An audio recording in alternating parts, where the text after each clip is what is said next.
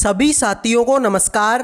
आज के इस वीडियो में हम बात करेंगे रेलवे ग्रुप डी एग्ज़ाम 2026 के लिए इम्पोर्टेंट मैथ के क्वेश्चनों के बारे में। जैसा कि आप सभी को पता है, रेलवे ग्रुप डी की एग्ज़ाम डेट आ चुकी है। 3 अगस्त से आप लोगों का एग्ज़ाम स्टार्ट हो जाएगा, तो आप सभी के पास में 1 महीने से भी कम का टाइम बचा हुआ है। इस टाइम को ज़्यादा से ज़्यादा अपनी पढ़ाई में लगा दो, ज़्यादा से ज़्यादा सवालों की प्रैक्टिस कर लो। तो आज के इस वीडियो में काफ़ी सारे बेहतरीन क्वेश्चन आप सभी को करवाऊंगा। तो मेरे भाई, अगर आपको रेलवे ग्रुप डी में सिलेक्शन लेना है तो इस वीडियो को लास्ट तक ज़रूर देख लेना। आइए शुरू करते हैं। तो देखिए भाई, एक सेल के दौरान 50% माल को 16% के लाभ पर बेचा जाता है। शेष माल का 40% माल 35% के लाभ पर बेचा जाता है। उसके बाद शेष माल को 25% की हानि पर बेचा जाता है। यदि समग्र लाभ x% है तो x का मान बताओ कितना होगा। क्या 7.5 होगा, 9 होगा, 8 होगा या फिर मेरे भाई 6 होगा? तो फटाफट से बता दो इस सवाल का आंसर क्या होगा। तो देखो मेरे भाई, यहाँ पर बातें किस में हो रही है? परसेंटेज में बातें हो रही है। तो मैं ये मान लेता हूँ कि तुम्हारे पास में 100 माल है, ठीक है, 100 तो माल है और 100 रुपये में ही तुमने इसको खरीदा है। ठीक है मेरे भाई, तुम्हारे पास में माल कितना है? तुमने बोल दिया 100 माल है, और इस 100 माल को खरीदा कितने में? 100 रुपये में ही तुमने खरीदा है। तो अब शुरू करते हैं। देखो, 50% माल को 16% के लाभ पर बेचा गया। अब 100 में से 50% का मतलब आधा होता है, तो 100 का आधा हो गया 50। तो इस 50% माल को तो इसने बेचा है 16% के लाभ पर, यानी ये हो जाएगा कितना? 116 बटे में 100 हो जाएगा। आगे आ जाओ, फिर उसने बोला कि शेष माल का 40%। अब तुम्हारे पास में टोटल 100 माल था, अब 100 में से 50 तो तुमने ले लिया, तो अब कितना बचा मेरे भाई? 50 और बचा। इसका 40%, तो 50 का 40% कितना होता है? 20 होता है। देखो, 2 जीरो से 2 जीरो कट जाएंगे, 5 का 20। तो इसको इसने बेचा है कितने पे? 35% के लाभ पर। तो ये हो जाएगा कितना? 135 बटे में 100 हो जाएगा। उसके बाद में शेष माल को, अब शेष कितना बचा मेरे भाई? टोटल 100 था, तो 100 में से 50 तो तुमने ये ले लिया, 20 तुमने ये ले लिया, तो 50 और 20 कितना हो गया? 70। तो अब कितना बचा मेरे भाई? तुम्हारे पास में 30 बचा। इसको बेचा है 25% की हानि पर। 25 की हानि बोले तो 75 बटे में 100 में इसको बेचा होगा। अब कुछ नहीं करना, काटा पीटी कर दीजिए। देखो, 50 एकम 50, 50 दूनी 100, 2 का भाग 116 में देंगे, 58 बार जाएगा। 20 एकम 20, 20 पंजो 100, 5 का भाग 135 में देंगे, 27 बार जाएगा। मेरे भाई, इसको काटेंगे, 25 तिया 75, 25 चौका 100 और 30 तिया 90, 90 में 4 का भाग देंगे तो मेरे भाई 4 दूनी 8, 4 दूनी 8 और यानी 22 पॉइंट में 5। तो टोटल कितना हो गया? 58 तो तुम्हारे पास में ये है, 27 तुम्हारे पास में ये है और मेरे भाई 22.5 तुम्हारे पास में ये आया है। सबको जोड़ेंगे तो देखो, 58 और 27 कितना आता है मेरे भाई? आप बोलेंगे 85, और 22.5 कितना होगा? 107 पॉइंट में 5। तो कितने का लाभ हुआ? आप बोलेंगे सर 107 पॉइंट में 5 आया है।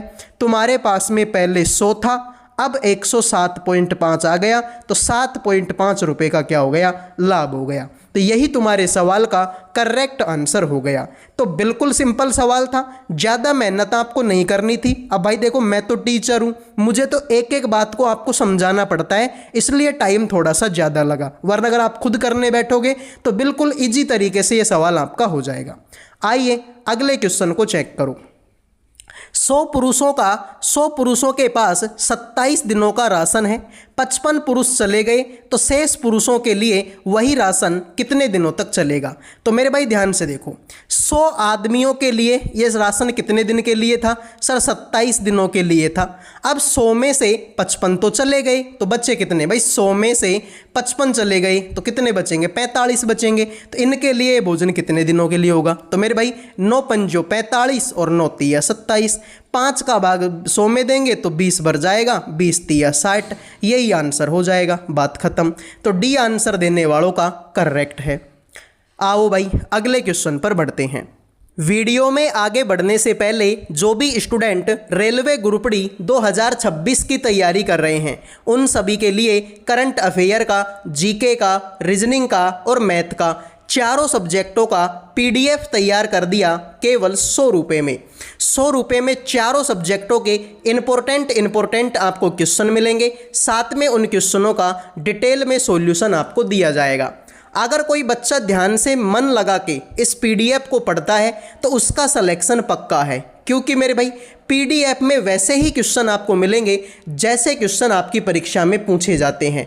तो बेहतरीन क्वेश्चन आपको इस पीडीएफ के अंदर मिलेंगे जिससे आप कम टाइम में ज़्यादा तैयारी कर सकते हैं। और 100 रुपये कोई बहुत बड़ी बात भी नहीं है मेरे भाई। 100 रुपये के अंदर आपको ऐसे ऐसे क्वेश्चन मिलेंगे जो आपको रेलवे ग्रुप डी में नौकरी लगा सकते हैं। तो मात्र 100 रुपये का पीडीएफ है, जिसको भी चाहिए इन नंबरों पे व्हाट्सएप मैसेज करके मात्र 100 रुपये में चारों सब्जेक्टों का पीडीएफ आप ले सकते हो।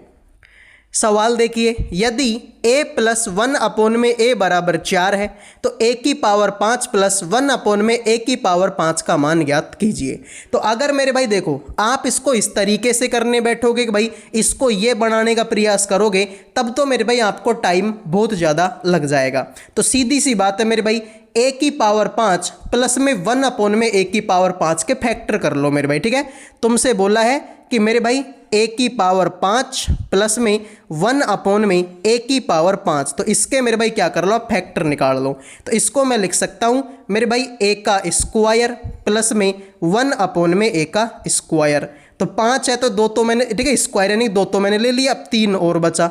तो अब बचेगा मेरे भाई क्या, a का क्यूब प्लस में 1 a का क्यूब, और बाद में जो तुम्हारा शेष बचेगा वो ये बचेगा a प्लस में 1 a। ठीक है मेरे भाई, ये सिंपल सी ट्रिक है मेरे भाई। ठीक है, आप बोलोगे सर ये क्या है, तो मेरे भाई ये ट्रिक है।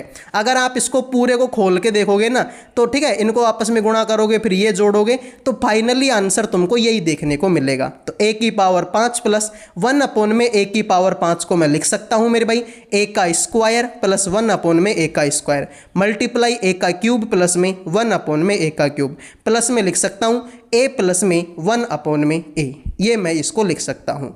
तो सीधी सी बात है, अब जो भी आंसर तुम्हारा आएगा भाई देखो, मैं तुमसे बोल दूं कि मेरे पास में 2 गुणा में 3 है, अब इसका जो भी आंसर आएगा वो इस 2 से भी कट जाएगा भाई। इसका आंसर 6 आएगा तो 6 में 2 का भी भाग जाता है और 6 में 3 का भी भाग जाता है। तो सेम कंडीशन यहाँ पर है मेरे भाई कि यहाँ पर ये दोनों किस में मल्टीप्लाई में है, तो जो भी तुम्हारा आंसर होगा वो इससे भी कटेगा और इससे भी कटेगा मेरे भाई। तो तुम इनमें से जिसका चाहो ना उसका वैल्यू निकाल सकते हो। अब तुमको भी पता है कि अगर इस वाली वैल्यू से ये वाली वैल्यू निकाली जाए तो बहुत आसान हो जाएगी भाई। इससे अगर तुमको स्क्वायर निकालना है तो कुछ नहीं करना, यहाँ पर जो भी होता है इसका स्क्वायर करके 2 घटा दो। तो यह मेरे भाई इसका स्क्वायर करेंगे, 4 का स्क्वायर माइनस 2 करेंगे तो आंसर है भाई 4 का स्क्वायर 16, 16 में से 2 घटाएंगे 14। तो इसकी वैल्यु कितनी आ जाएगी, 14। यानी जो भी आंसर होगा उसमें 14 का भाग जाना चाहिए। बस शर्त यह है कि तुम्हारे पास में ये है ना a प्लस 1 a, इसको जोड़ दो इसमें। तो a प्लस 1 a की वैल्यू कितने, 4 है। तो 776 में 4 जोड़ोगे तो 780 होगा।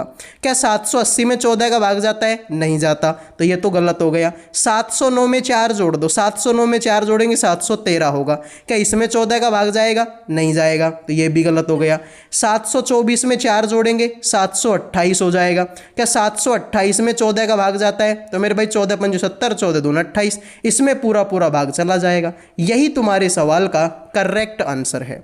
तो जिन्होंने सी आंसर दे दिया है उनका सही हो गया, बाकी सभी का सवाल गलत हो चुका है। उस ठोस घन का संपूर्ण पृष्ठीय क्षेत्रफल ज्ञात कीजिए जिसकी प्रत्येक भुजा की लंबाई 84 सेंटीमीटर है। तो सीधी सी बात है मेरे भाई, आपको घन का संपूर्ण पृष्ठीय क्षेत्रफल निकालना है जो कि होता है 6 गुणा में भुजा का स्क्वायर। ठीक है मेरे भाई, यही होता है। तो 6 को 6 से गुणा कर दो, भुजा का स्क्वायर यानी भुजा कितनी है, 84, तो 84 का स्क्वायर कर दो। अब कुछ बच्चे बोलेंगे कि सर 84 का स्क्वायर करने में तो बहुत टाइम लग जाएगा। तो भाई पूरा का स्क्वायर मत करो, तुम सिर्फ 4 का स्क्वायर कर दो। 4 का स्क्वायर कितना होता है, 16। तो तो 16 के लास्ट में 6 होता है, और इस 6 को अगर मैं इस 6 से गुणा करूंगा तो 6 6 का 36, यानी कि लास्ट में 6 आएगा, और लास्ट में 6 इसी ऑप्शन में है। तो जिन्होंने ए आंसर दे दिया है उनका सही हो गया, बाकी सभी का सवाल गलत हो चुका है। तो लाइक और सब्सक्राइब कर दीजिए, फिर ही होता है। देखिए भाई, यदि 4:28 समानुपात 4.1 अनुपात में x और मेरे भाई 4:32 समानुपात 3:y है, तो x और y का अनुपात बताओ कितना होगा। तो बताइए भाई इस सवाल का आंसर क्या आएगा। तो सीधी सी बात है, यहाँ पर 4:28, तो ये हो जाएगा कितना, 4/28। समानुपात का मतलब बराबर होता है, 4.1/x, 4.1/x हो जाएगा। तो 4 एकम 4 और 4 7 का 28, क्रॉस मल्टीप्लाई कर दीजिए। x को इससे गुणा करोगे तो x हो जाएगा, और 4.1 को 7 से गुणा करोगे तो 28.7 आंसर तुम्हारा हो जाएगा। तो ये तो किसकी वैल्यू हो गई, ये तो वैल्यू हो गई किसकी, x की। फिर मेरे भाई यहाँ पर 4:32, यानी 4/32 हो जाएगा, बराबर में 3/y हो जाएगा। तो 4 एकम 4 और 4 8 का 32, वही बात है, क्रॉस मल्टीप्लाई कर दो। y को 1 से गुणा करोगे तो y हो जाएगा, 8 3 24 तुम्हारा हो जाएगा। तो y की वैल्यू कितनी हो जाएगी, 24। तो तुमसे बोला x और y का अनुपात बताओ क्या होगा, तो तुम्हें निकालना है x/y। तो ये हो जाएगा 28.7/24। तो सीधी सी बात है, पॉइंट के बाद में एक संख्या है तो पॉइंट हटा दो, नीचे 0 लगा दो, तो ये हो जाएगा 287/240। यही तुम्हारे सवाल का करेक्ट आंसर हो जाएगा। आइए अगले क्वेश्चन पर बढ़ते हैं। 6 वर्ष के पश्चात एक पिता की आयु उसके पुत्र की आयु की 3 गुणी हो जाएगी। 6 वर्ष पहले पिता की आयु उसके पुत्र की आयु की 7 गुणी थी। पिता और पुत्र की वर्तमान आयु ज्ञात कीजिए।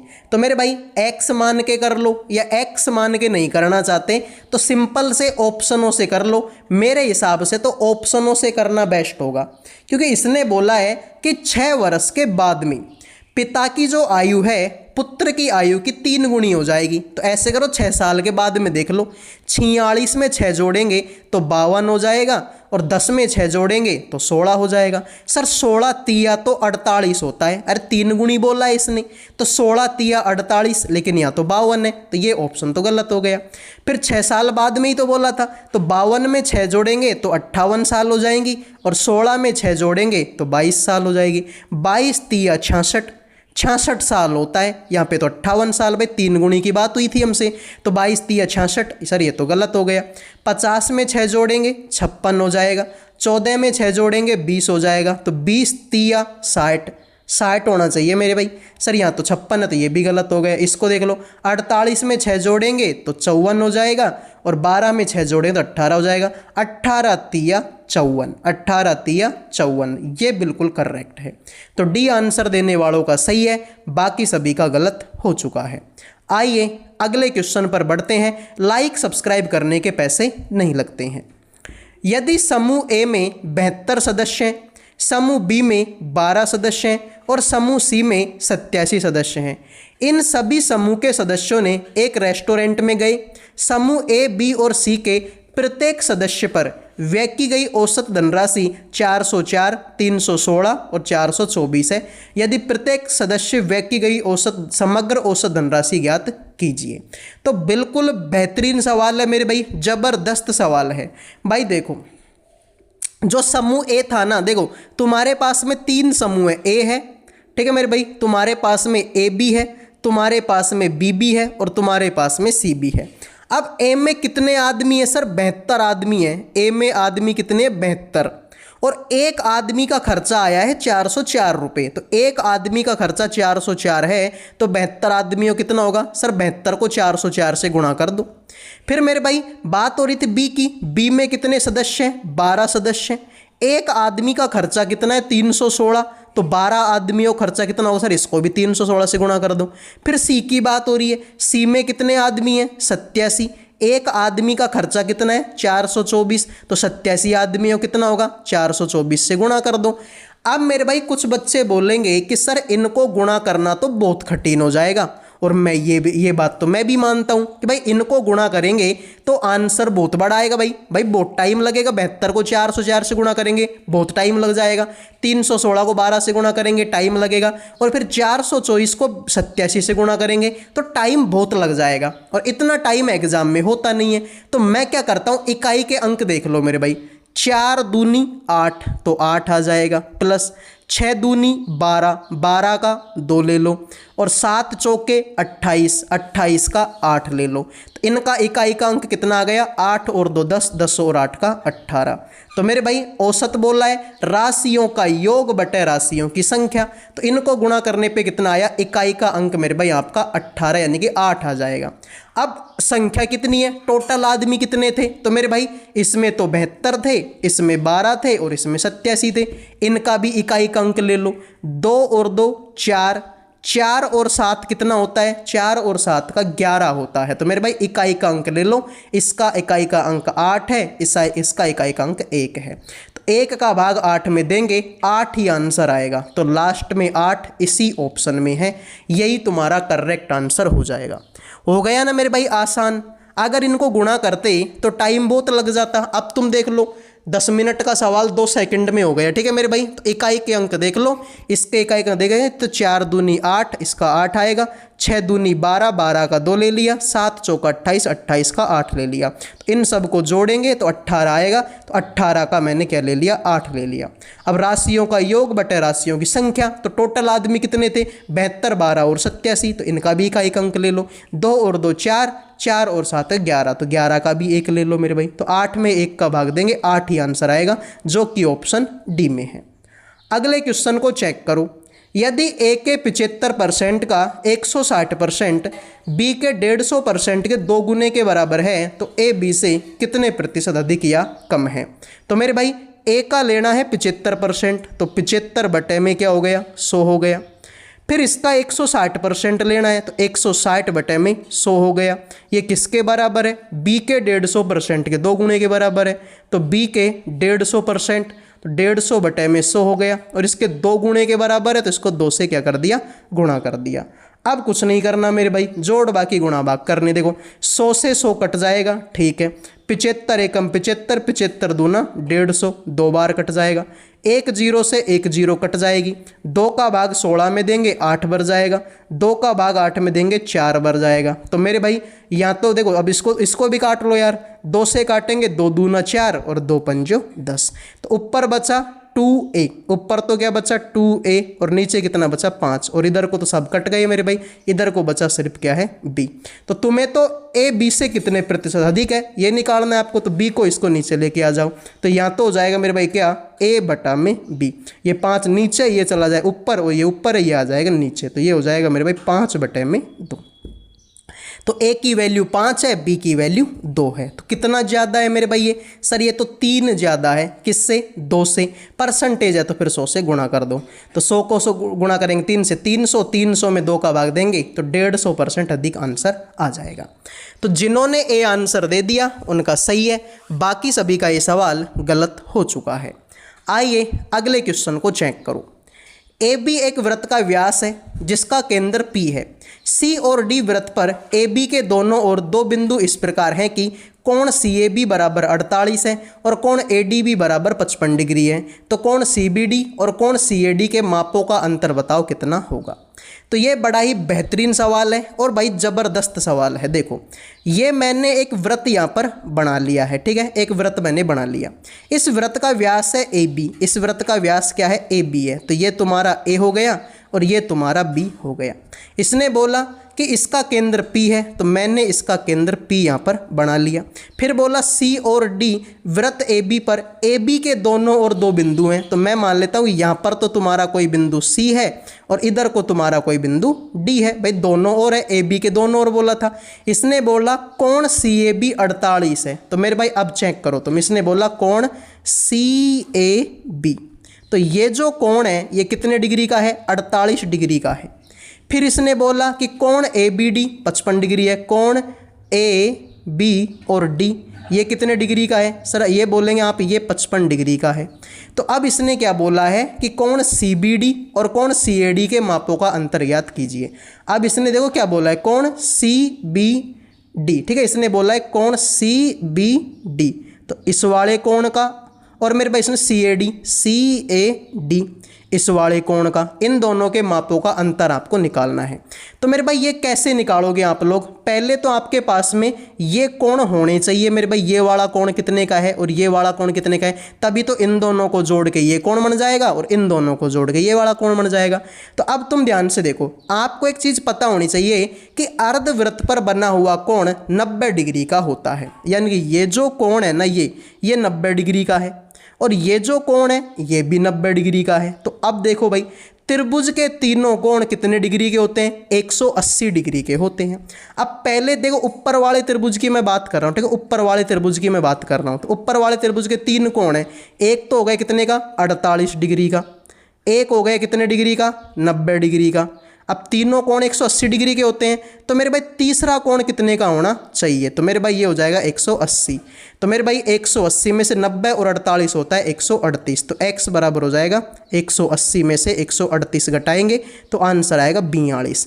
यानी कि मेरे भाई कहने का मतलब ये है कि ये जो कोण है ना तुम्हारा ये वाला, ये तुम्हारा 42 डिग्री का आ गया है। अब इसी तरीके से इस वाले को देख लो भाई, बात तो वही है कि तीनों कोण 180 डिग्री के होंगे। अब इसमें भी एक तो 90 का है और एक 55 का है, तो एक तो हो गया 90 का, एक हो गया मेरे भाई आपके 55 का, तीसरा मुझे नहीं पता, इसको x मान लेता हूँ, बराबर 180। 90 और 55 होता है 145, तो x बराबर होगा 180 में से 145 घटाएंगे, आंसर आया कितना, 35 डिग्री। तो ये कोण हो जाएगा 35 डिग्री का, ठीक है। तो ये वाला कोण कितने का हो गया, 35 डिग्री का। अब तुम ध्यान से देखो, तुम्हें ये दोनों कोण चाहिए थे, तो 48 और 35 कितना हो गया, 48 और 35 कितना हो गया, तो आप बोलेंगे मेरे भाई 8 और 5 का 13, ठीक है मेरे भाई, 8 और 5 का 13, 8 यानी 83 डिग्री, ठीक है मेरे भाई। इधर के कितने हो गए, 83 डिग्री हो गया। इधर को मैं देखूंगा तो 55 का तो ये था 42, तो 55 और 42 कितना हो गया, तो 55 और 42 हो गया आपका कितना, 97। तो तुमसे बोला था इनका अंतर बता दो, 97 में से 83 घटाएंगे 14 डिग्री आंसर आएगा, बात खत्म। क्लियर। तो मेरे भाई ये जो सवाल है ना, ये आपको ऐसे लग रहा होगा कि ये बहुत कठिन सवाल है, बाकी मेरे भाई इस सवाल में है कुछ भी नहीं, बिल्कुल सिंपल सवाल था। आप चाहो तो मैं इसको एक बार फिर से एक्सप्लेन कर देता हूँ, ठीक है, मोटे मोटे अक्षरों में। भाई एक त्रिभुज था तुम्हारे पास में, क्या, ठीक है, ये वृत्त है तुम्हारे पास में, इस वृत्त में AB एक तुम्हारा व्यास है, तो ये तुम्हारा A हो गया और ये तुम्हारा B हो गया, इसका केंद्र है P, उससे कोई हमको ज़्यादा मतलब है भी नहीं। इसके दोनों और दो कोण है, सॉरी दो बिंदु हैं C और D, तो मैं मान लेता हूँ कि C यहाँ पर है और D यहाँ पर है। तो अब इसने देखो क्या बोला है, कोण CAB 48 डिग्री का है, जो CAB यानी कि ये जो कोण है ना CAB ये 48 डिग्री का है। और मेरे पास इसने क्या बोला, कोण ABD 55 डिग्री का है, कोण AB और D ये कितने का है, सर ये हमारे 55 डिग्री का है। तो सीधी सी बात, अब इसने बोला है कोण CBD और CAD, यानी CBD तो कौन सा है मेरे भाई, आप बोलेंगे सर कोण CBD कौन सा है, सॉरी ये C मान लेता, ठीक है। तो इसने बोला कोण CBD, तो CBD यानी इस वाले कोण को, और CAD इस वाले कोण का, दोनों के बीच का डिफरेंस इसने निकालना है। तो मेरे भाई इनका डिफरेंस कैसे निकालूं, भाई नीचे वाला हमको, भाई ऊपर वाला तो 48 है तो हमको पता है, नीचे वाला भी तो पता होना चाहिए, इसका नीचे वाला 55 लेकिन ऊपर वाला कितने ये भी तो पता होना चाहिए।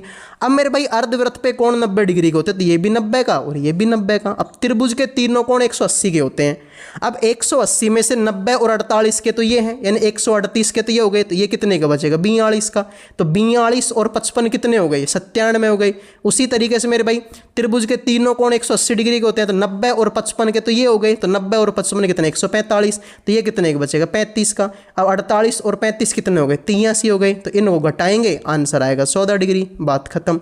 C आंसर आपका करेक्ट हो जाएगा।